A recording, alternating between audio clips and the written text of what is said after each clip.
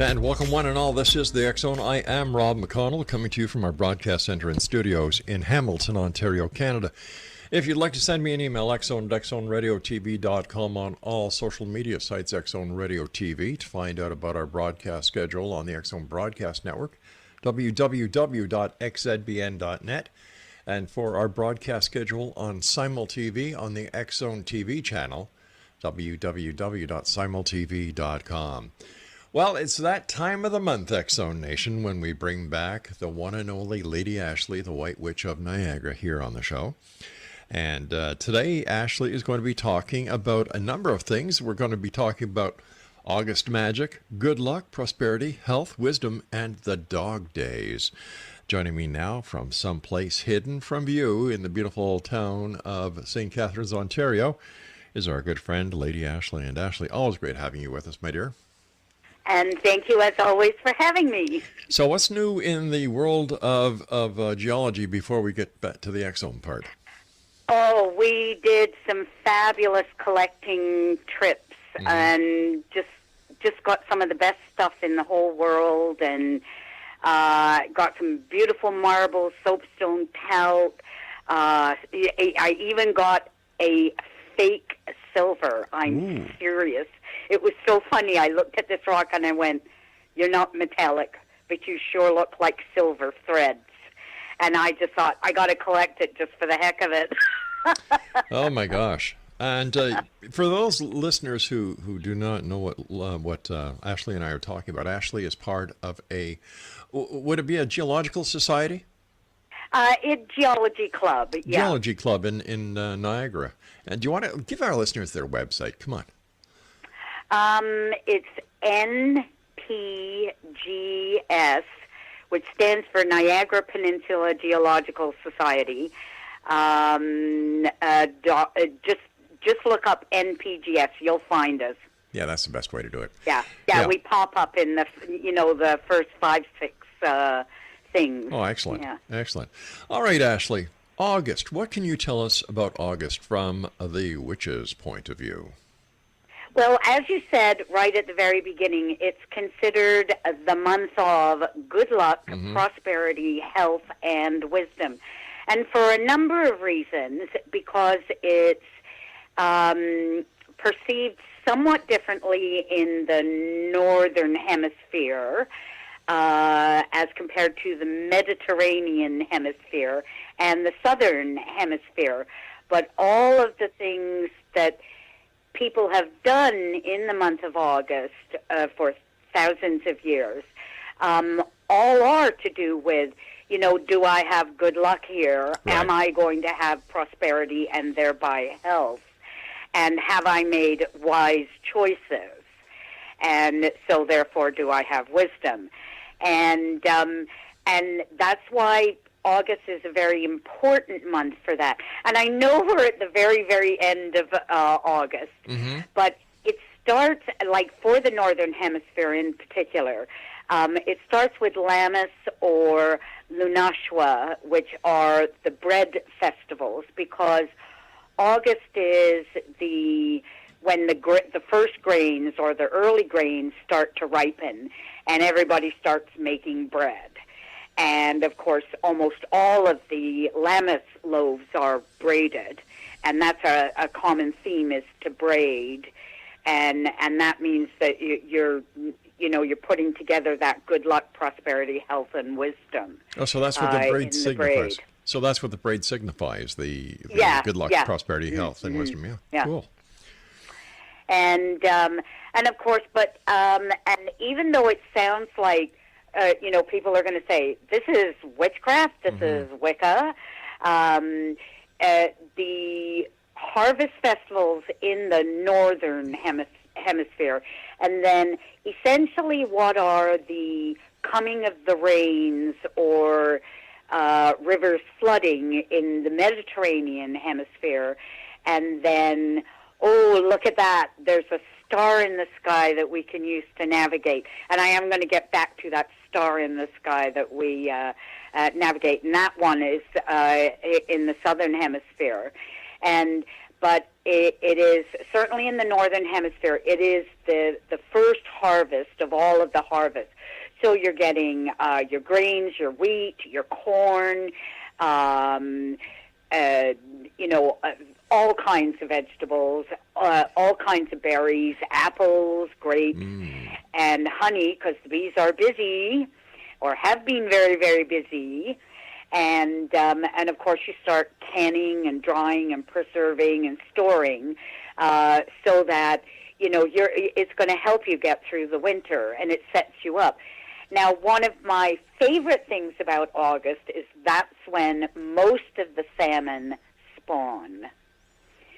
And that therefore becomes very, very important for the hunter-gatherer societies, which were before the agricultural societies.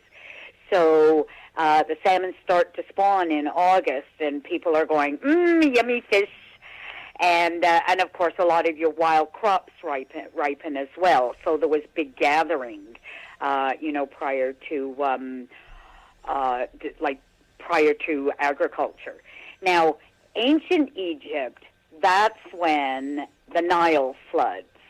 And of course, that's when all of the rains, happen further south. And the Nile just comes flooding, and it's that life-giving black gold silty waters that just created this huge bounty for people to plant. And of course, that caused the rise of a great civilization, because I think Egyptians are totally cool. Oh, they are. And basically, August heralded their new year and their planting, quote unquote, spring season, even though practically no one in the northern hemisphere would ever go, August, spring, really?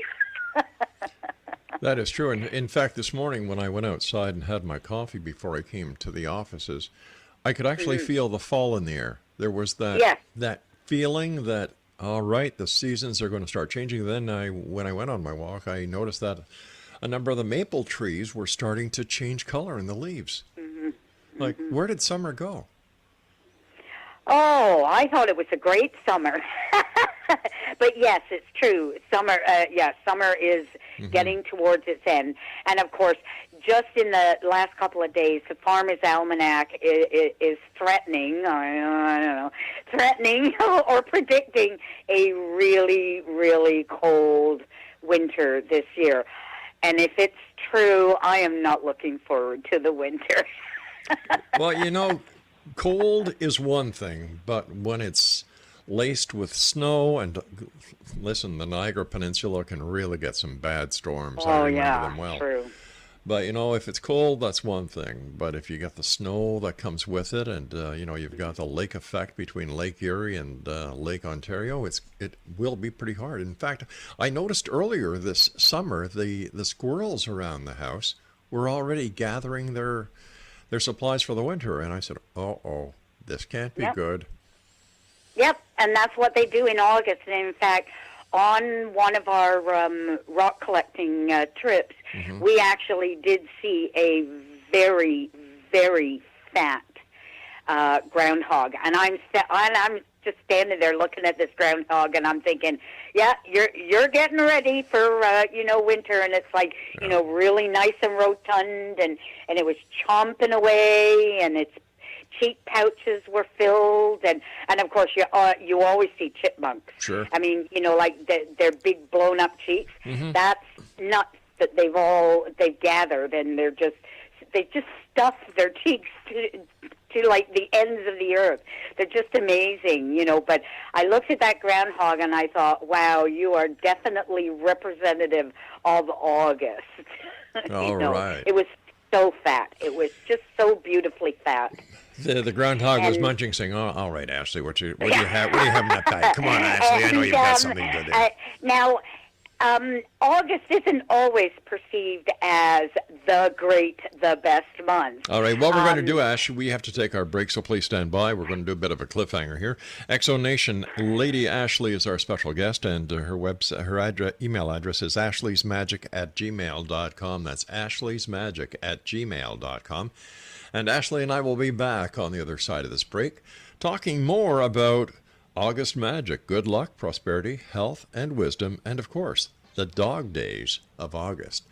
I'm Rob McConnell. This is the X Zone, a place where people dare to believe and dare to be heard. And you're listening to us around the world tonight on the Talkstar Radio Network, iHeartRadio, Mutual Broadcast Network, X Zone Broadcast Network, as well as on Simul Radio and Simul TV. We'll be back on the other side of this break. Don't go away.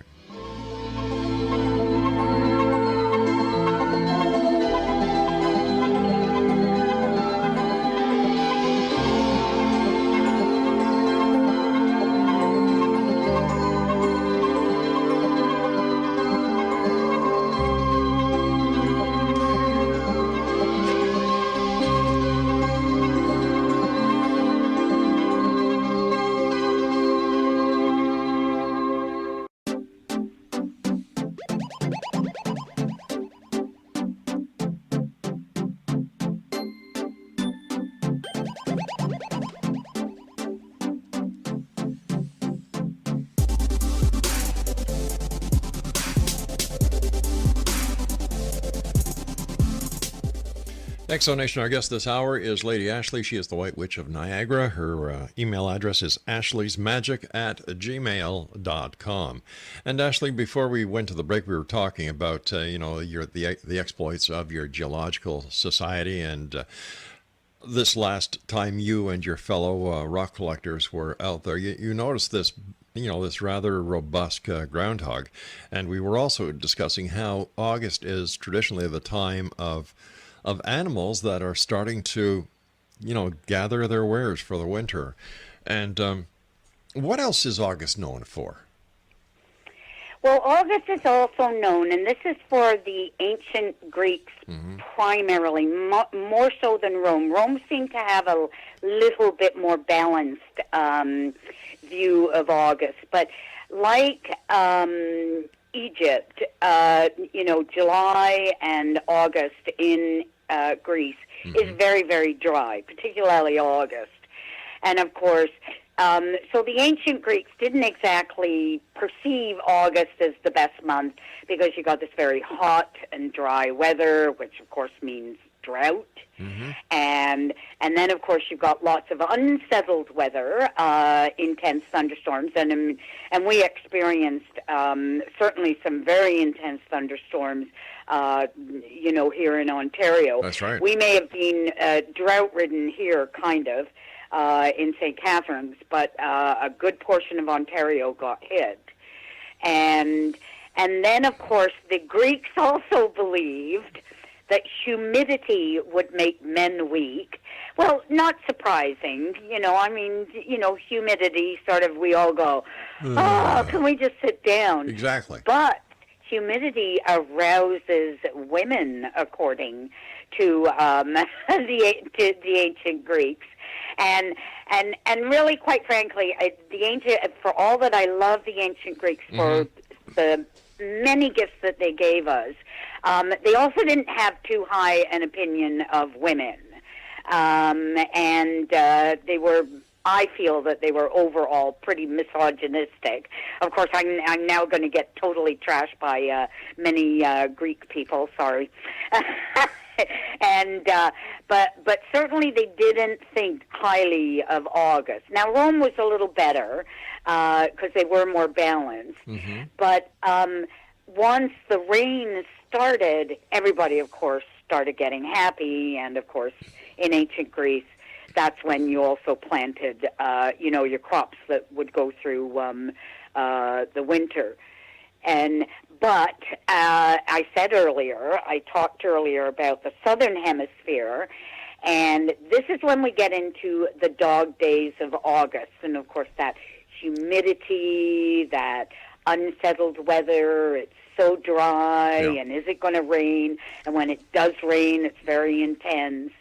But down in the southern hemisphere, and even in the northern hemisphere, that's when the dog star Sirius in the Canis Majoris constellation rises from out of the sun, because it's been kind of, hidden by the sun, because the sun is much brighter.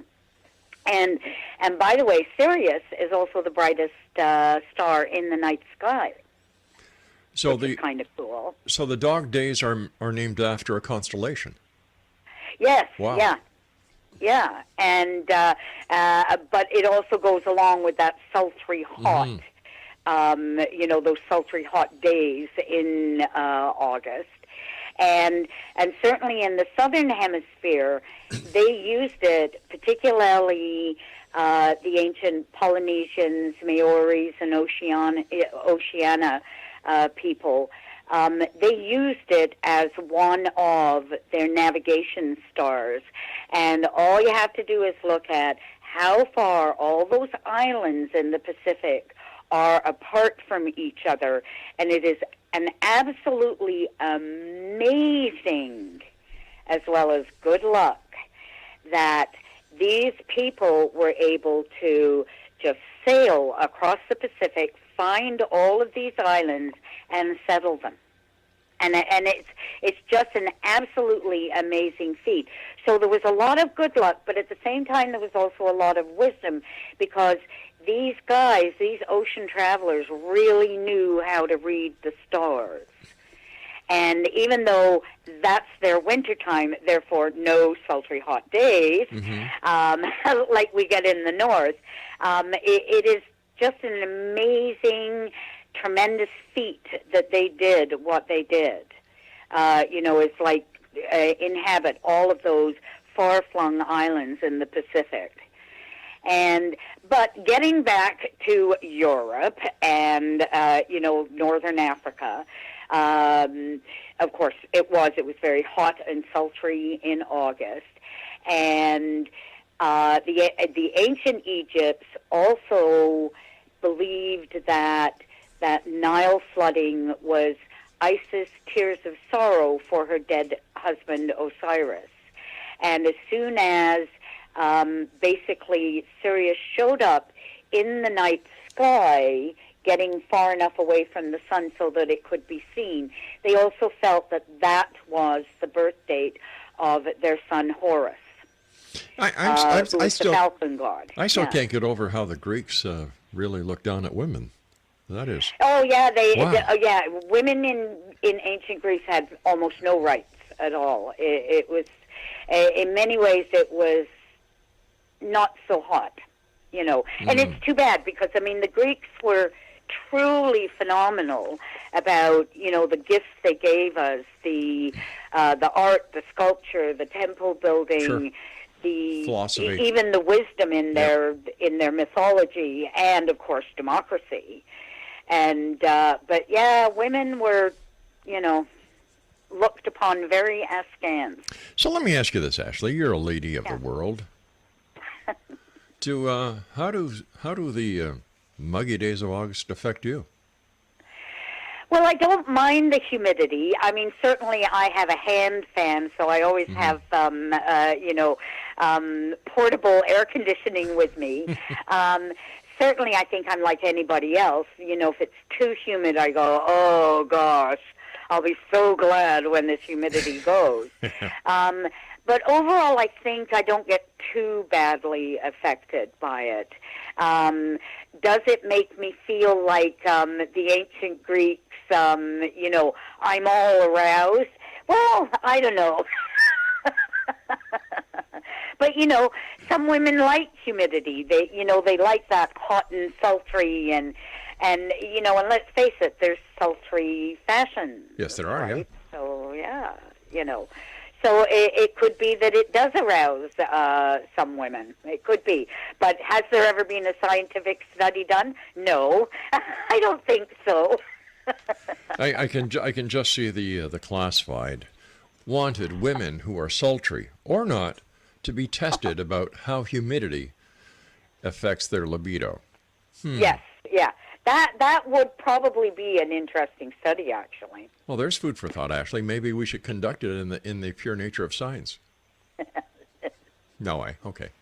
It was just an idea. It was just an idea. So, just going back to the Farmer's Almanac, are they predicting just a cold winter or a winter accompanied with a lot of snow?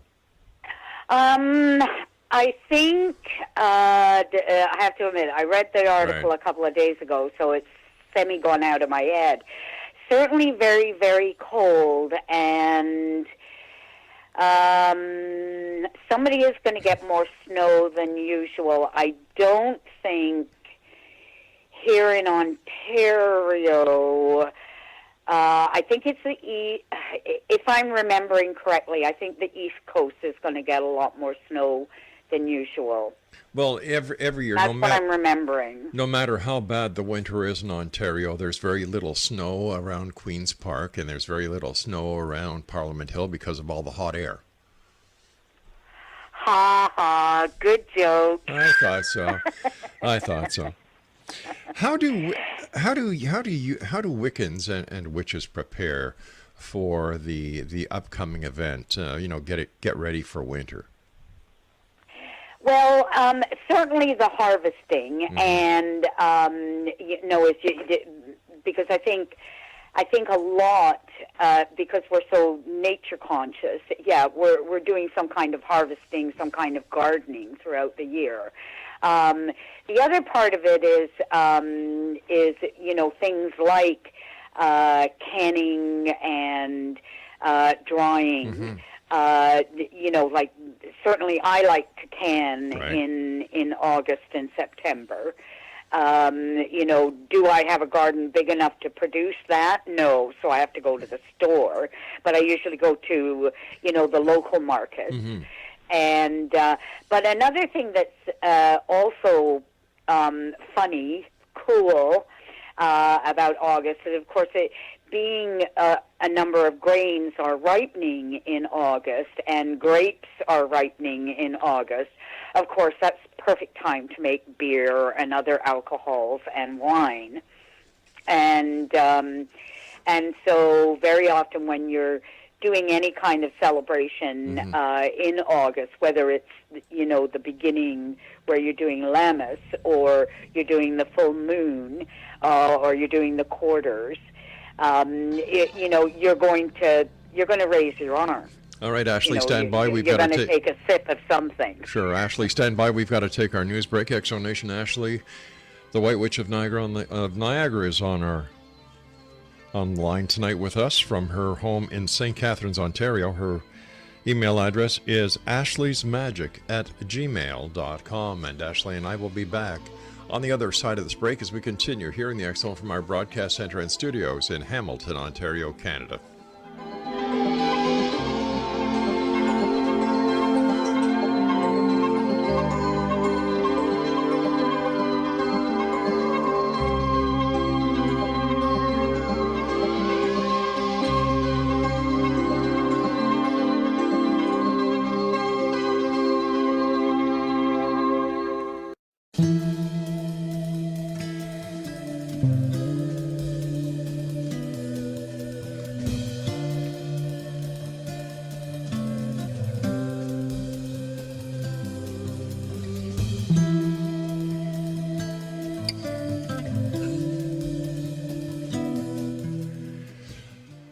Welcome back, everyone.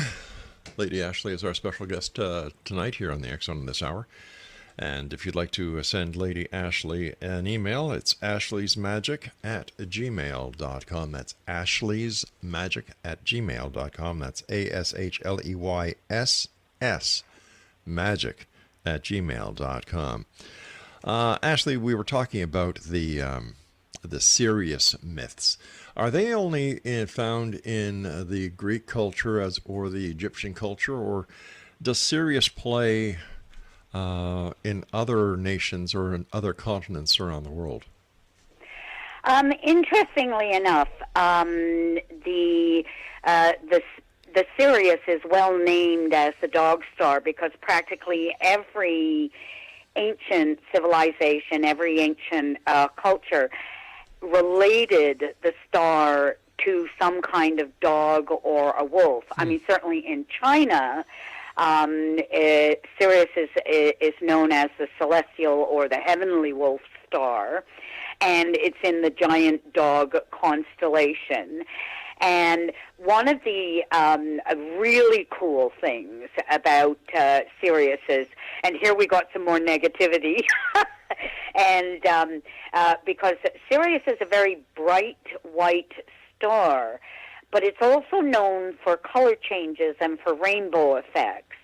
And certainly the ancient Chinese said that, you know, like if it had something like a red halo in this color change, then that could mean disturbance or war. And so when you relate that then to, you know, a lot of ancient mythologies, the dog star was also, not only was it keyed into, you know, crops harvesting, it also was keyed into, you know, this might be wartime as well. And then if you, you know, if the star went, with the rainbow thing, if it had lots of red horns, again, that could mean invasion. If they were white horns, it could mean wailing and weeping, which, I mean, you know, so in other words, accidents or runctions or disturbances, you know, and stuff like that. So so I can't just say that the ancient Greeks had negative aspects. The ancient Chinese did as well, but that was when Sirius changed colors. Other than that, it was the celestial wolf for China, and certainly the Americas, practically, I won't say all of the American First Nations, but a lot of them, you know, it was like, it's a dog that follows mountain sheep, or it's the wolf star, or the coyote star. Now, interestingly, with the coyote star, because the coyote is often considered a trickster god, particularly in the North American mythologies. But even the Alaskan Inuit consider Sirius the moon dog, which I think is totally cool. And then the Hopi, who just have some amazing prophecies, they say that when the blue star Kachina, or Sirius, makes its appearance in the heavens, in other words, saying that Sirius will be blue, then the fifth world will emerge. And apparently it's a seemingly better world, and it's also the last world. And that, of course, ties into the Maya. Now, the Maya didn't actually have dog gods associated with harvest, but they did believe that people were made from corn, and their goddess, and I don't know if I pronounced this correctly, Chico-Mecotl, she was the goddess of corn, and Sentiotl, he was the god of corn. So they had a god and a goddess. And in fact, many of the ancient mythologies did, is that though the corn, grain, harvest, agriculture, fruit goddesses were a much bigger deal than the gods were, such as Isis and Demeter and Parvati. You know, I mean, these are like really important goddess ladies. But the gods weren't shy either, you know, because we had Osiris, yes, we had Dionysus and Bacchus, you know, the wine gods, yep. and then Serenus, and then, of course, Lugh. Who was, they were both, Serenus and Luke were Celtic gods, you know. So though many of the goddesses and goddesses weren't related or had a relationship with dogs, they often had some form of relationship with Sirius, the dog star. Why would the Mayas or whoever it was think that humans were created from corn? Is that because corn was the staple crop for them, and without corn humanity could not exist? That's right. Gotcha. Absolutely. Well, Yeah. it makes sense. Yeah. Yeah, it's when you look at ancient mythologies, it's really quite interesting. Like, I mean, some of the myths, when you read them, you go, what? What are you saying? Yeah. But some of them are often very, very clever as to how they explain things. Probably one of my favorites is one with Demeter and her daughter Persephone.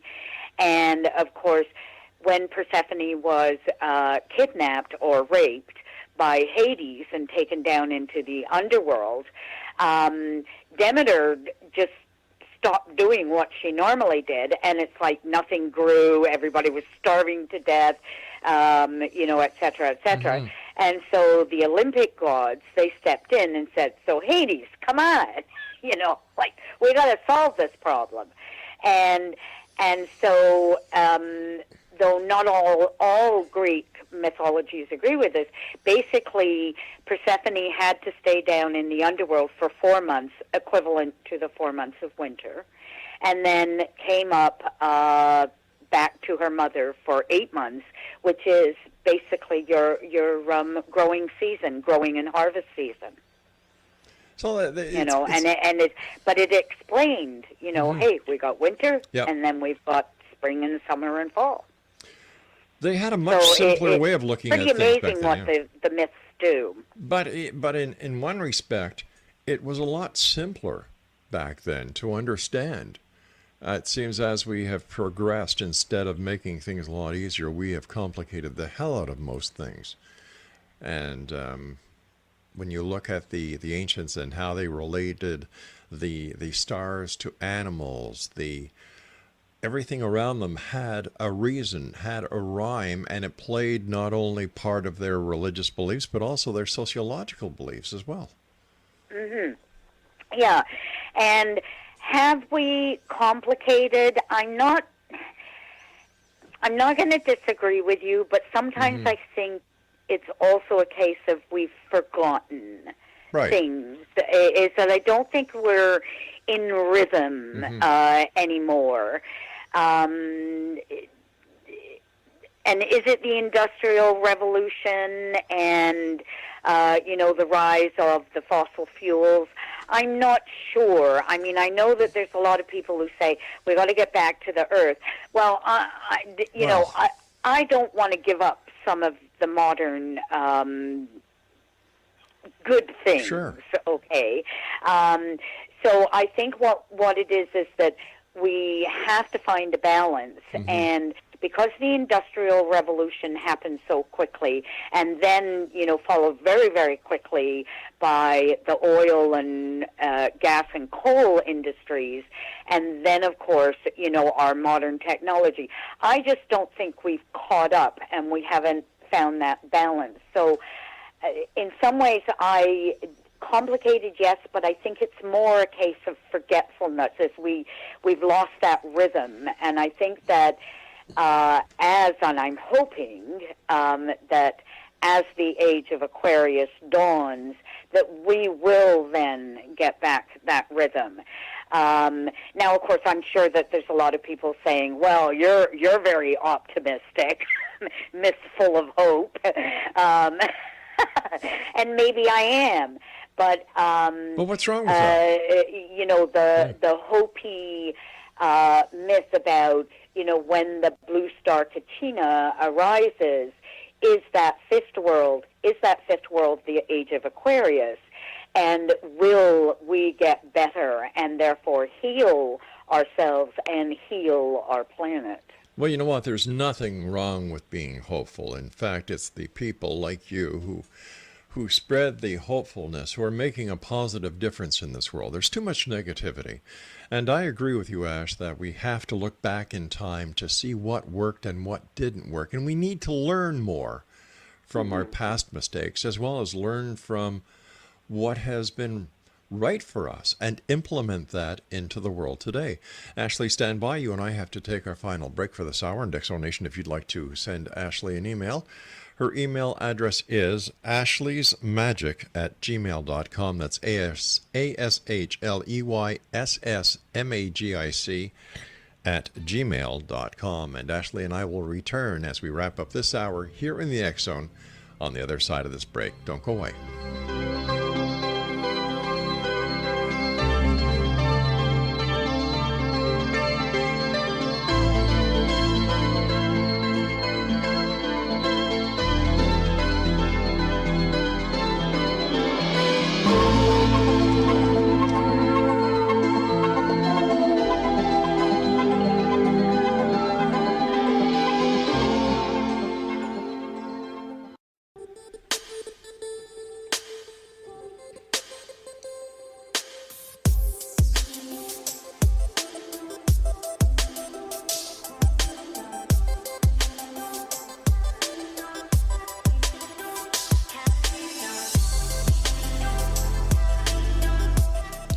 Exonation, the one and only Lady Ashley, the White Witch of Niagara, is our very special guest this hour. Ashley joins us at least once a month.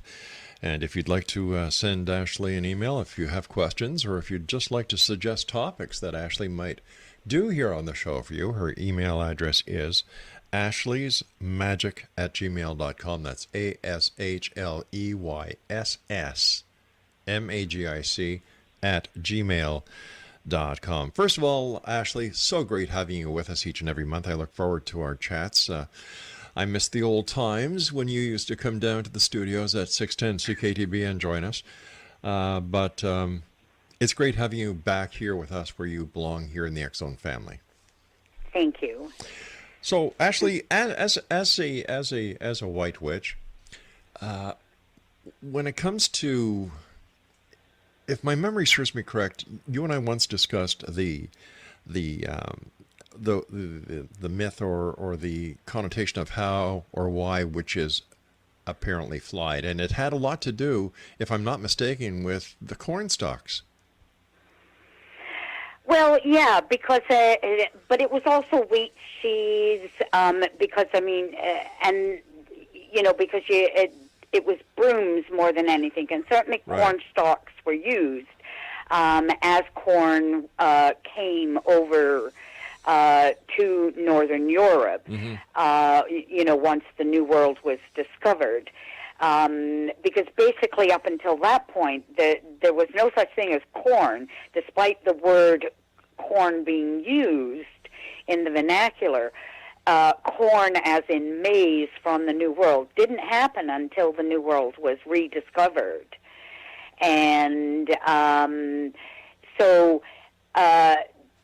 what that was it was believed that helped you fly.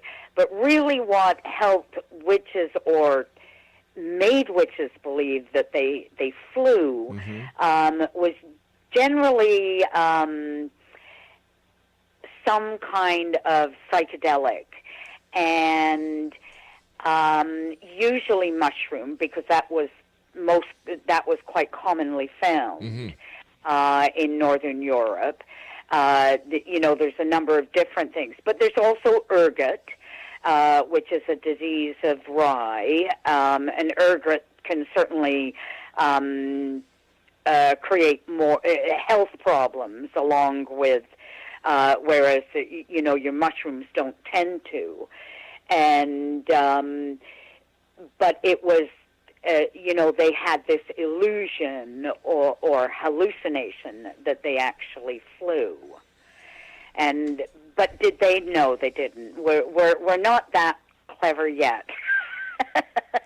and the key word there being yet. Yet, yes, and that is a key word, because I think that as paranormal abilities get studied without the hysteria that seems to surround pseudoscience. And I'm not going to deny that there's lots of stuff that is pseudoscience. It is.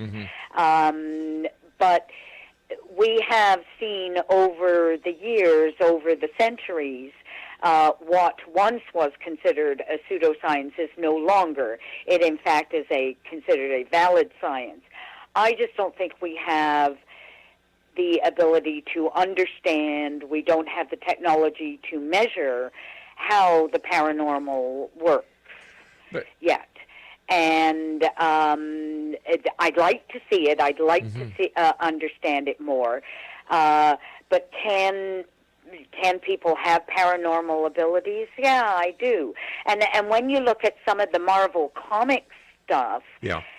I think people would love other people to have, because let's face it, all those superheroes have paranormal abilities. They can fly, they can, control situations, they can throw fire.